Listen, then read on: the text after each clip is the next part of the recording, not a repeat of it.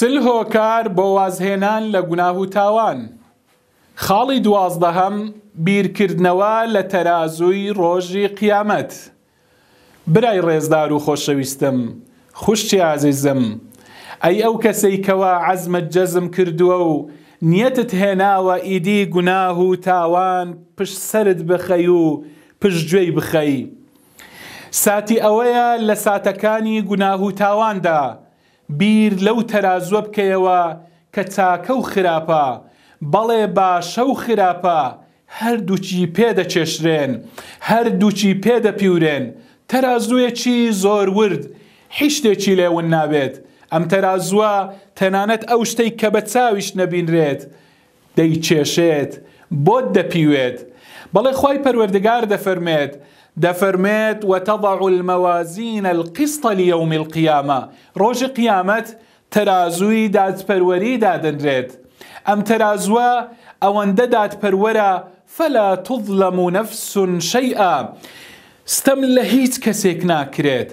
بەڵێ وإن كان مثقال حبة من خردل أتينا بها. تەنانەت ئەگەر هەندی دنکە خەرتەلەیەکیش باشە یان خراپە، بەڵێ چاکە و خراپەت کردبێت، هەمووی دێتن، هەمووی دەیبینی، هەمووی بۆت دەچێشرێت. بەڵێ خوای پەروەردگار دەفەرمێت وەکەفا بینا حاسبین. ئیدی بەسە ئەگەر خوای پەروەردگار حیسابت لەگەڵ بکات، خوای پەروەردگار بێتن شتەکانت بۆ پێوانە و چێشانە بکات. ئیدی ئازیزەکەم، برای ئازیز و خۆشەویستم، ساتی ئەوەیە بیر لەوە بکەینەوە. خوشتی ڕێزدارم، ئیدی ڕۆژێک لە ڕۆژان محاسبەی دەرونی خۆت کردووە، لێپێچانەوەت لەگەڵ خۆت کردووە. کاتێک کە ویستوتە مەعسیەتێک بکەی، گوناهێک بکەی، بیر لەو تەرازووە بکەیەوە. چونکە بەڕاستی ئەو تەرازووە تەرازوێکی وەکو گوتم هەموو شتێک دەینیت، هەموو شتێک بۆت دەچێشێت و بۆت دەپیویت.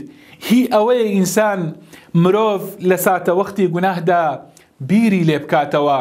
چونکە فەمەن ثەقولەت مەوازینه فەئولائیکە هم المفلحون. بەخوا ئەوەی تەرازووی قورس و گران بێت، ئەو کەسانە ئەو ڕۆژە سەربەرز و سەرفرازن. ئیدی ئەوانە ئەو کەسانن کە پارێزگاریان لە پەرستش و تاعەتی خوای پەروەردگار کردووە. ئەوانن کە تخونی سنوورە قەدەغەکراوەکانی خوا نەکەوتون. ئەوانن کە لە گوناه و تاوان دوورکەوتون.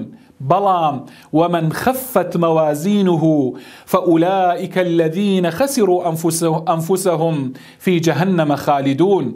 ئەوانەی کە تەرازویان لەو ڕۆژەدا لەو ساتە وەختەدا گران و قورس بێت، ئەوانە خوا پەنامان دات ئیدی لە جەهەنەم دەمینێنەوە. ئەوانە ئەو کەسانن، ئەوانەی کە تەرازویان سووکە، ئەوانن کە خراپ مامەڵەیان لەگەڵ خوا کردووە، ئەوانن کەوا پشتیان لە خوا کردووە، ئەوانە بوون کە گوناهەکانیان زۆر بوو، چاکەکانیان تا بڵێ کەم بوو.